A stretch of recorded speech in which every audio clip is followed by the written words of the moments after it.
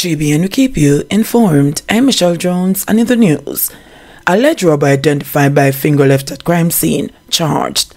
A 52-year-old man who reportedly shot off one of his fingers while robbing a woman in St. Andrew last year has been charged after police nabbed him using prints from the severed digit.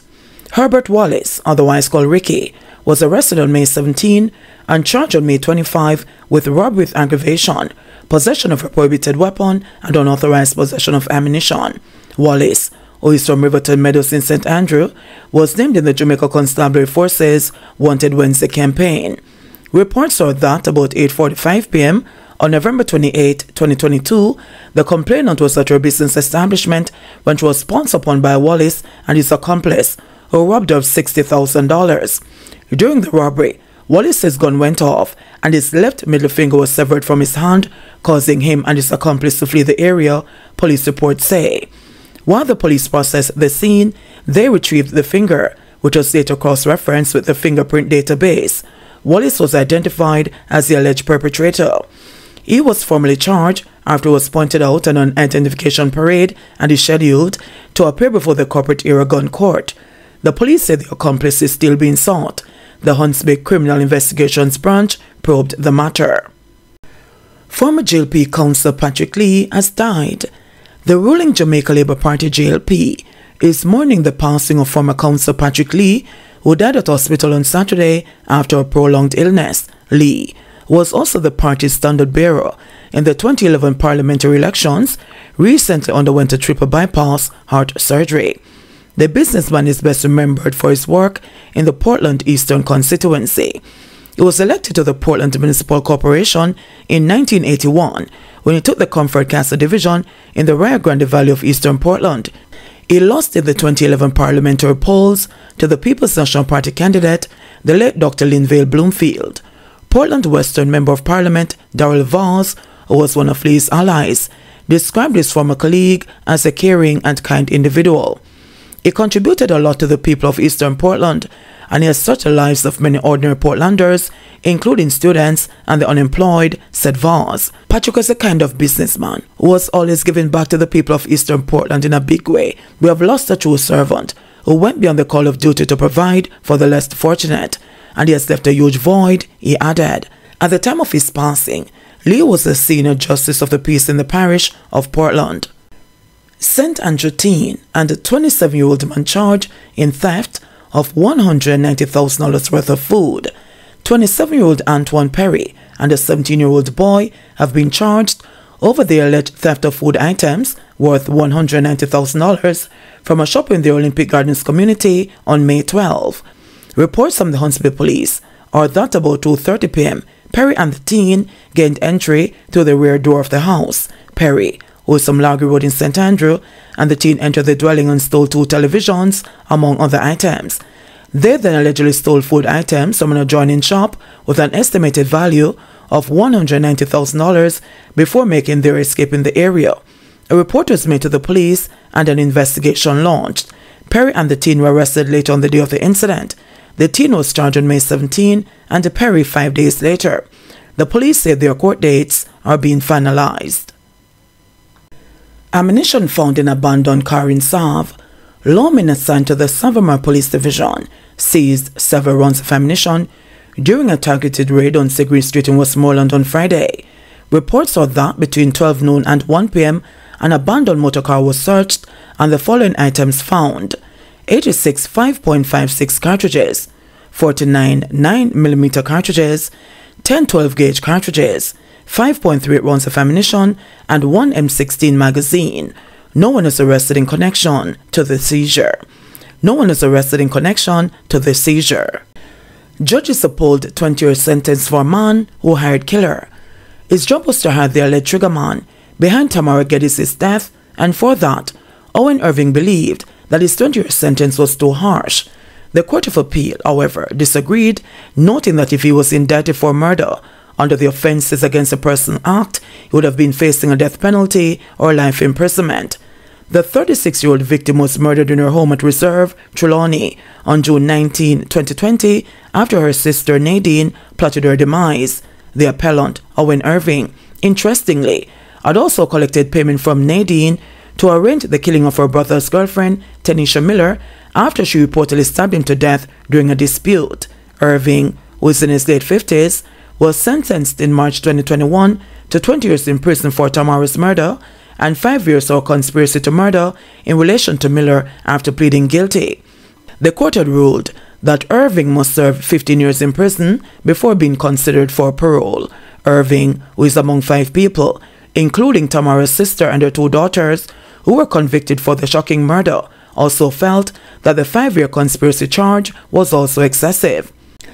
Following his conviction, Irving appealed his sentences before a single judge in the Court of Appeal and was refused last May. He later renewed his application before the 3-judge panel, who, following a hearing in February and March of this year, again refused the application. Irving had appealed on the ground that his sentence was harsh, manifestly excessive, and cannot be justified.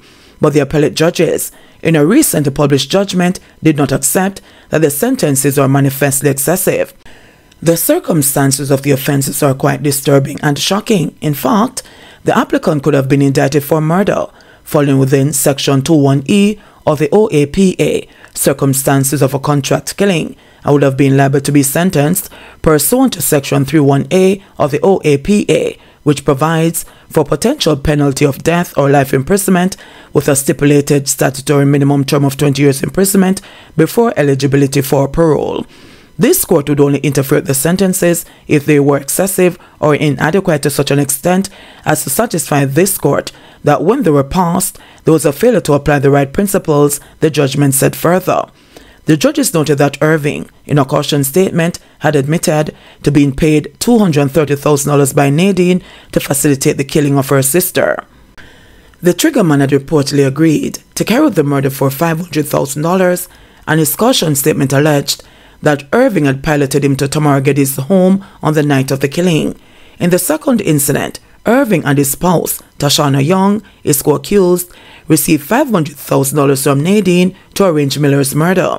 According to the Court of Appeal judges, the sentencing judge may not have demonstrated his application of the sentencing principles in the orderly manner as set out in the case of Misha Clement vs. R and Daniel Ralston vs. R, but his attempt at applying the prescribed methodology was evident. They noted that the sentencing judge considered Irving's early guilty plea, aggravating and mitigating factors, and the time spent in pre-sentence remand. Tamara Geddes was killed when a lone gunman entered her room and robbed her of 2 cell phones. The alleged killer also demanded sex and was refused. The woman's 6-year-old daughter, who was present at the time of her murder, escaped physical harm. During the night of her death, Nadine reportedly told her sister that the men were outside in the yard. It is reported that prior to her death, Tamara Geddes damaged her sister's water tank and that they had several disputes which frustrated her sister. She also pleaded guilty to murder and conspiracy to murder and received similar sentences. Her 2 daughters, Shanice Ruddock and the other was 15 at the time, were both given 3-year suspended sentences after pleading misprision of felony. Misprision of felony is a crime that occurs when someone knows a felony has been committed but fails to inform the authorities about it. Irving's spouse also pleaded guilty to conspiracy to murder and was sentenced to 5 years in prison. Meanwhile, the alleged triggerman, Brian Shelley, remains in prison and is yet to plead as he is yet to settle legal representation. His case is expected to be mentioned next month. A 7th person, Rexton Knott, a welder of Norwood St. James, was also implicated but was freed after the prosecution offered no evidence against him. Trelawny's grant more stipend for JPs. Businessman Kenneth Grant, who is president of the Trelawney Lane Magistrates Association, has called for Justices of the Peace, JPs, to be given a stipend for expenses incurred in providing their services. Noting that all JPs are fully aware when they sign on that their services will be voluntary, Grant, in an interview, said that they are sometimes required to dig into their own pockets to ensure that they can fulfill the mandate of their office. When I go to court, I perform the duty of a judge. If I have a business, I have to close it down for the day, said Grant. When I visit the police station to act as a lawyer, when an accused is to be involved in a question and answer, that requires anywhere up to 3 hours away from my business and I'm losing money. In speaking to a recent situation, the call seemed to be away from his position and in an unplanned situation, Grant said it caused him to start thinking that there was justification in the call for JPs to get a stipend.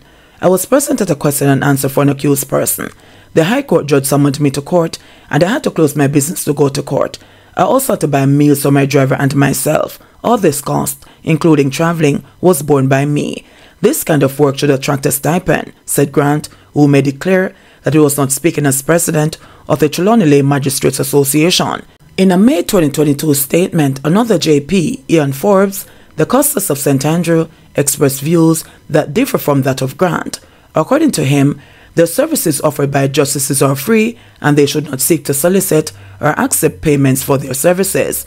Justice Minister Delroy Chalk, who has strongly denounced JPs, who are said to be charging for their service, earlier this year reminded JPs that they are expected to offer voluntary services and warned that JPs who do otherwise will be relieved of their commission. It is not a profession. It is voluntary service to the public. If you're offered $1,000 or $5,000, refuse it, said Chalk, who noted that the office of JP is one of high integrity. While not coming down one way or the other on the idea of offering JPs a stipend, Trelawney Custos Hugh Gentles said going the stipend route would require changing the regulations that govern the operations of JPs. I don't have a straightforward answer. Justices are reminded that it is a voluntary position. Granted, the duties offered by justices have increased tremendously over recent times, Gentles said. I would have to give it serious thought. Right now, I don't want to give an opinion. JBN, we keep you informed. Please remember to subscribe, like, share, leave us a comment, and click the notification bell to receive our daily news items.